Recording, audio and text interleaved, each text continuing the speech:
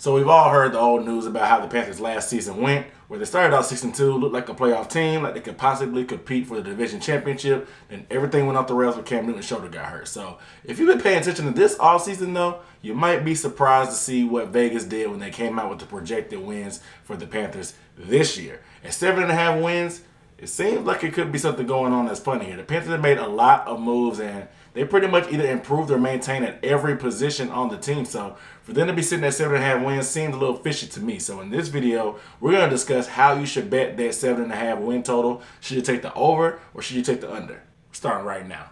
What up, dude? What's up, everybody? It's Aaron Duncan here with the Necessary Blunt of Sports Talk. This is the channel where I might not tell you what you want to hear, but I'm definitely going to tell you what you need to hear. On this channel, I give recap and analysis of the NFC South. So if you want to see more videos about the Panthers, the Bucks, the Saints, and the Falcons, make sure you hit the subscribe button below. Give the video a thumbs up too while you're at it. Make sure you share this with a friend and help them make some money too when they're betting.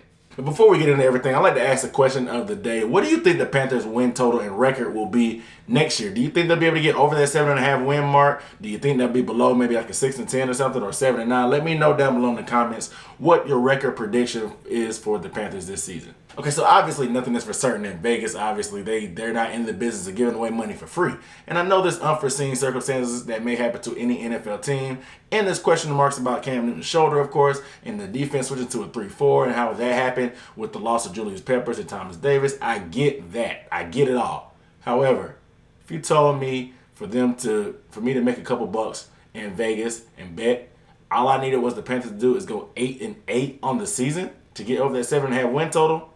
Look, I'll meet you at the bank tonight because that seems like easy money to me. We're going to dig into the schedule to see exactly where those wins will come from. So let's start outside of the division, of course, with some of these gimme games. First of all, Arizona has the #1 overall pick. I get it. But they're going to be starting a rookie quarterback with a rookie head coach and some crazy system that we don't even know if it's going to work in the NFL yet. So I'll take that win in the bag, of course. Then you have the Jacksonville Jaguars. Yeah, they got Nick Foles. They finally got a quarterback. Their defense really hasn't been the same as it was those few years back when they dominated and almost went to the Super Bowl. But I don't think they have anything enough on the outside, even with Nick Foles, to be able to take advantage of one of the foreseen, I guess, weak spots of the Panthers, which is maybe their secondary possibly, mainly free safety, which is unproven, of course. Then you got the 49ers, who I don't think they have enough on the outside either. Jimmy Garoppolo is going to come back from injury. I still don't think they have enough on the outside. Even though Marcus Goodwin is lightning fast, I don't see them being able to take advantage of the Panthers in that aspect also. Then you have the Titans. The Titans could be a tough team. They are a tough team. They have a tough running game. Derrick Henry. Marcus Mariota is in a contract year pretty much, and this is going to be a lot of pressure on him, but I still don't think they have enough talent to be able to overtake what the Panthers have going on if they're the team I expect them to be. Then you have the Redskins also, who will probably be starting a rookie quarterback in Dwayne Haskins. I know they did have a vet, in Case Keenum, but I think by the time they go against the Panthers, Dwayne Haskins will be under center at the worst. So that's 5 wins right there. And like I said, you only have to get to that magic number is 8. You need 7.5 is the total projected in Vegas. You just got to get to 8. So that's 5 wins right there. Can they get 3 more wins? Let's get back into it and see if we can find something. But to be honest, it doesn't really start that great for the Panthers. They got the defending NFC champions in the Los Angeles Rams at home in week 1. However, we know Todd Gurley has the arthritis in his knee, and if we think the Panthers are going to be as competitive as they should be with his newfound defense, they're going to be tested. That is for sure. And they're going to be tested up front with Aaron Donald. This will be a great matchup. But the thing about West Coast teams coming to play those 1 o'clock early games is their biological clock or whatever that you have, that you used to be in on a sleep pattern, it will feel like 10 o'clock, which is 3 hours before that 1 o'clock kickoff. Sometimes it takes them a little bit of time to get started because they're still a little lethargic. They're still shaking out the cobwebs normally. A lot of times, since it's the first week, the team will travel early to make sure they're acclimated to that time because coaches know how this stuff goes on when you're changing time zones, so it may not be a factor. The Panthers will definitely be tested though in this one. It could be a good matchup. I don't want to mark that up as a gimme game, but if the Panthers can win that game, they can definitely get some momentum going early on in their schedule and get the rolling. Traveling to Houston will definitely be tough. I mean, Houston was a playoff team, I guess, and they're going to be getting back Will Fuller. Of course, DeAndre Hopkins is the best receiver in the NFL, arguably, not in my opinion, but some people are making that argument. And Deshaun Watson, that combination is pretty deadly. I talked about them in one of my videos about the deadliest duos in the league. I'll probably link it up somewhere in the description, but these guys can be a problem for the Panthers, and it is on the road. But I would like to see how the Panthers offense will stack up against that tough defense and that tough front with Jadeveon Clowney and J.J. Watt. So this will be a tough test. the Panthers could pull it out. It is a road game, so we will see. So the next out-of-division game is traveling to Green Bay in November. It will be cold. I don't know exactly what time it starts getting freezing up there. And you know you got good old 12 under center. Who knows what kind of condition he'll be in. I mean, he gets beat up every now and then. He may get hurt. Who knows what's going to be happening at that point. It will be a tough game, though. They suited up their defense. It will be a great matchup and a good test, especially if this defense is as elite as we think it will be. So I'm not going to mark that as a give-me-up game either. I'm not going to say they're going to lose, but it's not a give-me game, and I'm not going to bet on that. You know, it's too tough a matchup to call. So the Seahawks come back to Bank of America Stadium after stealing the game last year, of course. We remember Dante Jackson got hurt on the first play and put in Corn Elder. And Russell Wilson does what quarterbacks do in the NFL to take advantage of backups and scrubs that are in. And they proceeded to pick on Corn Elder and Captain Munnerlyn, who gave up the game winner. Remember, we shut down the number one rushing team, which were the Seahawks. And they ended up making it one-dimensional. However, that dimension was working because we had a backup corner in. However, I think this game could be different. The Seahawks, this is like a rivalry, of course. This is like we faced them so many times. They get the best of us a lot of times. Russell Wilson can be tricky. Of course, we know he's one of the most slippery quarterbacks in the league because he's like a running back playing quarterback, but he's very creative and stuff. So this could be a tough matchup. I do like the Panthers in this game, honestly, though, because I just think we have the scheme to match up against the way that they like to play. They like to play downhill smash mouth. They don't have the receivers on the outside as much. We'll see what DK Metcalf does for him, but Doug Baldwin retired. So who's going to be that reliable guy on the outside between Tyler Lockett and DK Metcalf? We will see, but I still like the Panthers in that matchup versus the Seahawks. They'll play the Colts in December on the road. The Colts were a playoff team. We saw how much improved they were. Their O-line is awesome.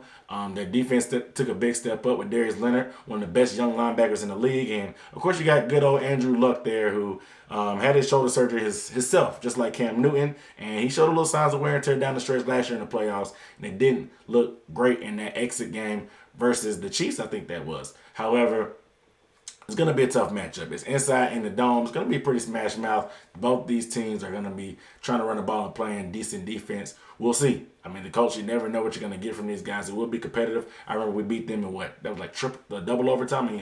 Not double overtime. In overtime in that 2015 season, of course. I think that was a primetime game, so I don't know if this will be primetime, but I like the Panthers in this matchup if we have to do it, but I'm not going to go ahead and chalk this one up either, just because of respect for them being a playoff team, Andrew Luck, and their offensive line. So let's say worst case scenario, the Panthers only get 2 out of those out-of-division wins that I just listed, and they're still sitting 7 wins. That's 7 plus those 5 gimme games. That's 7. I mean, the worst case scenario, like I said, out of those games, they give 2. That's in pretty good shape. You only need 1 more win within the division in order to get paid. So, of course, you have the both matchups with the Buccaneers. I think at worst, that will be a split. I mean, the Gerald McCoy Bowl is going to be emotional and a lot. But I'm not sure what the Bucs have on defense. You know, Bruce Arians and Todd Bowles are defensive coaches, and they made some moves, drafted a linebacker, and drafted some guys in the secondary. But the secondary is going to be very young, and we play them very early in the season. So we're going to find out what they have. Like I said, Gerald McCoy will be geeked up, and the other game will be in London. Neither team has been in London before. I know the Panthers haven't left the States before yet either, so I'm not going to predict which way that game can go. But I definitely think the Panthers will win the home game versus the Bucs at least. And that gets you to that magic number 8. But we'll keep going just to make sure we have some insurance to make sure it's not too close for call.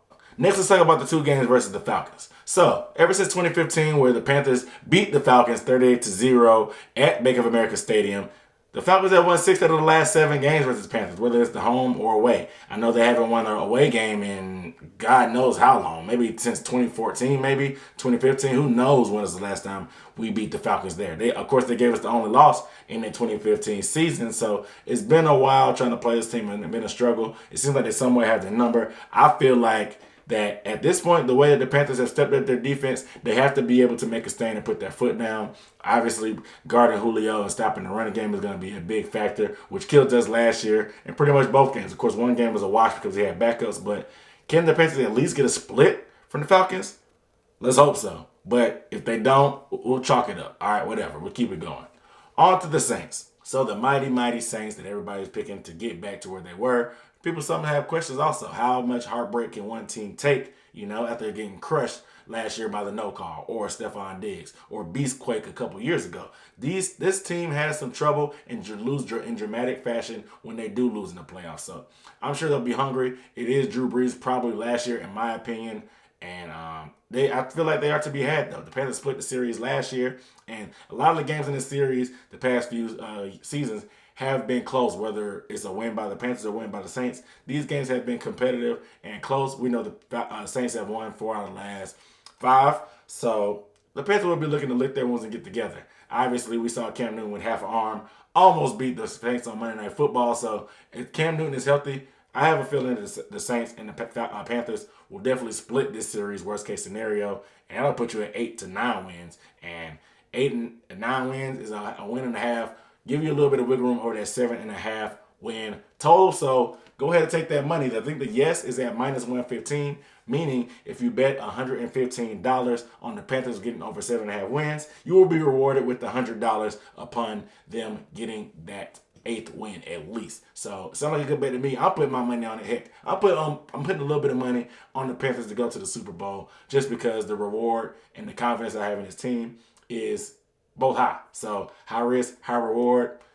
Puts me a little bit more emotionally invested. So it is what it is. But look, me going through it, just being as general as possible, I don't think I was too biased in this video. 9 wins seems pretty easy, so let's go out there and get it, guys. If you're going to bet with me, I'll put a link down to where I bet on Bovada down in my subscription, of course, just in case you guys want to sign up and get it going. But sports betting is out here. It's going to be legal in many states, so you guys want to jump in and get a piece of that pie. But I think the Panthers could have 10, 11 wins this year. Who knows? If they can get rolling to beat the Rams early, they can build up some momentum and get things going. Their schedule is pretty favorable earlier on. And, of course, they got a couple playoff teams. And, of course, the Packers and stuff down the stretch, which could get dicey. But I think they can get that ball rolling and Cam Newton's healthy and going. There's nothing to stop this team from getting to the mountaintop. So you guys let me know, do you think they're going to get over that 7.5 wins? Will you probably be betting? Do you like to bet sports? Let me know down below in the comments how far you think the Panthers can go. But without further ado, I'm Aaron Duncan signing off with the Necessary Blunt Sports Talk. I'll see you next time.